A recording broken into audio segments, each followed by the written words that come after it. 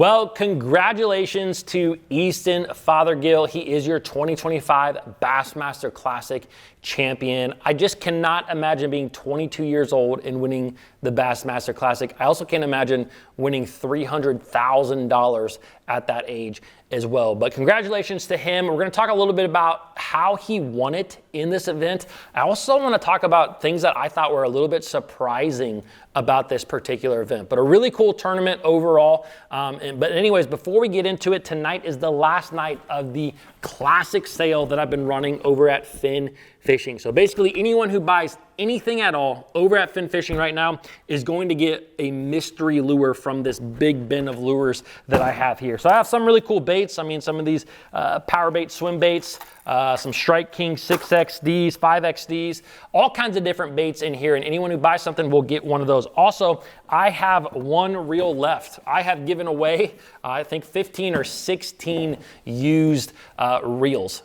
So a lot of guys are getting these and I have one left. Someone who buys something tonight will actually get one of these reels. Also, anyone who buys a sun shirt or and this is a USA made sun shirt. Anyone who buys this or a pair of the duck shorts will receive a Buzzer Rocks Bloodstop formula. Pretty cool product all in itself. But anyways, shopping at Finn Fishing is truly the best way to help support this channel and I greatly appreciate it. All right, let's talk a little bit about the Classic in general. I thought that this was just a really cool event. You know, Easton going into the day with an 8.5 pound lead, he just was always, you know, it was a good thing that he had that lead because there were a couple of guys, you know, including like Trey McKinney really coming in at the end of the day today. But, you know, Easton was able to hold off everyone and able to at least catch what he caught today to be able to win the tournament. Now, something that I thought was really cool about Easton and what he did over the course of really the last couple of days is that he mixed things up. You know, if you looked at,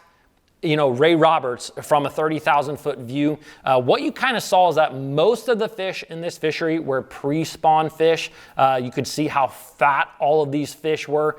There were a few fish that were caught on beds during this event. Specifically, it seemed like John Cox was catching a lot of fish on beds. I'm sure that other anglers were catching them off beds as well, but it seemed like a lot of fish were pushing up into shallow water, but they never made that big flood, that big push up into the shallow water. And so you saw the dominant pattern in this particular event being staging fish on a lot of standing timber. Now, what was really surprising was that going into this event, you know, if you listen to a lot of some of the big name guys that were from around that area, for example, like Chris Zaldain, and he even said it today on Bass Live, and some other guys, they basically said that it would not be won that way, that it would not be won in standing timber, primarily because in Ray Roberts, there are a lot of trash fish, whether that's gar, whether that's, I don't know what else, carp, probably catfish, I'm sure.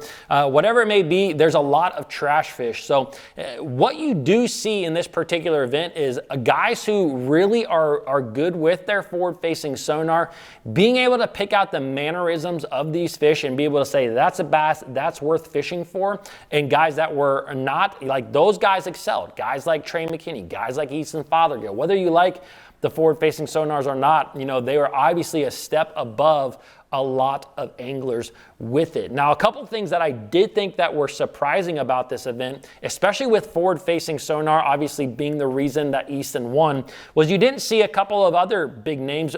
You know, Patrick Walters, I really would have thought would have like been right there, and he made a huge comeback yesterday. Same thing with Ben Milliken. You know, Ben had a really poor first day. I mean, he caught two big ones, two 4-pounders, but then he had one of the biggest bags of the tournament yesterday. So I thought that he might really make a push today and catch a really big bag. But that just goes to show you again, like, I don't think that it was easy at all to catch these fish. And if you look at this particular tournament, it wasn't easy to catch fish in general. I mean, tons of guys. Like, remember, these are the guys who qualified for this tournament. They are the best of the best of the best. And you saw a lot of guys coming in with 1 fish, 2 fish, 3 fish, 4 fish. Now, sometimes those 3 fish may weigh 15 pounds. And I saw a couple of comments of guys saying, like, man, I wish that Bass would talk a little less in their things. They had a lot of different interviews today and show a little bit more of the fishing. But the truth is, a lot of these guys were not catching numbers. Like, if these guys guys went out and caught 6 bass, 7 bass a day, that was a really good day. And we saw that. I mean, we saw guys that would go all day with catching 1 fish or 2 fish and then maybe, you know, have a string of 3 in a row. But that was the big thing about Ray Roberts that was really surprising. Another thing that I thought was surprising about Ray Roberts, we didn't see a really big swim bait bite like occur. Like I got a little 6-inch draw here. We didn't see any of those type of baits become like a dominant player. We did see a couple of fish, I think the first day caught off them. And I think that Ben Milliken may have caught some of his fish. I don't know yet. I know that in one of the pictures he was holding up one of the 6-inch draws. So maybe he caught them that way, but we didn't see a lot of anglers catching them like crazy on the glide bait in general. I would have thought that maybe that would have played, especially like Trey McKinney, like he throws a lot of the Clutch Boss swim baits. I thought maybe he would have thrown that a little bit more in this particular tournament. But it was just a really good event. I tell you what, one thing that I really enjoyed about this event is watching Lee Livesay. Lee was probably the biggest local on this body of water. Him and Chris Aldane probably had the most knowledge of this body of water.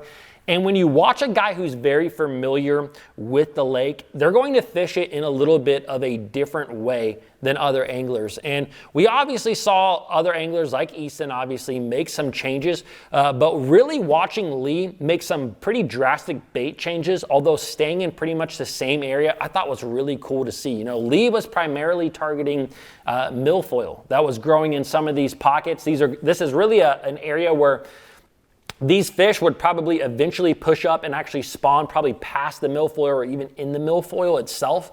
But he was targeting a lot of the grass in this lake. But you saw him the first day, he weighed in like 23 pounds all off a Morning Dawn, a pink chatterbait.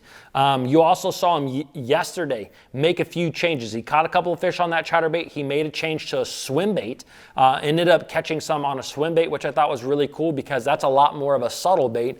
And then even today and a little bit yesterday, he mixed in a fluke style bait. He mixed in what was the 6-cent flush bait. So that's a technique we have not seen in a long time. Unless you're fishing in the Carolinas, we haven't seen someone literally just casting a weightless fluke, kind of twitching it along in a long time. So that was really cool to see. And then even today, he switched it up a little bit again. Instead of throwing the chatter, he caught some still on some of those baits, but he actually ended up catching a lot of his big fish today on the good old swimming worm. So I would imagine that it was probably a Zoom speed worm. That's probably the most popular swimming style worm that there is. There are a few other companies who make worms. I don't know if 6th Sense makes one. Maybe they do, but if they do, he probably would have really promoted it, and he didn't. He kind of just threw it in the water there. So anyways, it was just cool to watch him change up his techniques a lot and still be able to capitalize on fish that were moving up into that area and also take advantage of just the conditions that he was given. You know, it was very slick calm sometimes during the day. It was very windy sometimes during the day, and to be able to switch those things up, I think that having an open mind is what can separate an angler from being like a great angler and a good angler. Having an open mind. And so being a local, he knows what the fish are kind of doing, but you kind of have that sense, hey, they might get on this bait, they might get on that bait. Where sometimes if you go to a body of water, I know that for me, like fishing the Bass Opens back in the day, if I go to a body of water, it seems like I try a lot of things in practice, and then when I get to the tournament, you are very closed-minded. But to remain open-minded every single day, that is what helps you to continue to stack weight and to do really well in this event. So we're going to talk about it a little bit more throughout the week, but congrats, Easton. What an event that it was. Guys, I hope you enjoyed this. I kind of covered it over the last 3 days. If you did, let me know down below. Also, don't forget to check out that fin gear, and I will see you guys tomorrow.